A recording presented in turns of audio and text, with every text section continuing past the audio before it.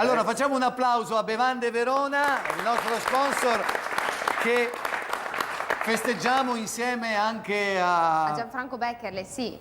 Certamente, perché guarda, è arrivata anche qua, guarda, qua c'è una bottiglietta. Allora, niente, volevo solo dirvi, mi parlavate prima di investire. Allora, se ad esempio tu hai un bar e vuoi un investimento sicuro, investi su Bevande Verona, hai capito? Perché è l'esclusivista della birra Paulaner per Verona e provincia. E se tu in un bar hai questa birra qua, la birra Bevande Verona, vengono rento in Maraia, hai capito? Cioè, vedono che c'è fuori, qui si beve birra Paulaner e vengono rento in Maraia, proprio si urtano, hai E capito? ricordiamo anche che la birra Paulaner non si trova soltanto in bottiglia, ma anche alla spina, giusto? Certamente alla tu spina. ce l'hai tu la spina?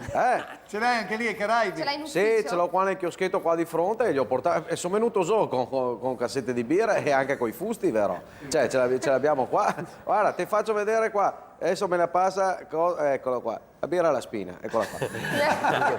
Intanto che è la spina. E qua che è Va la birra. bene.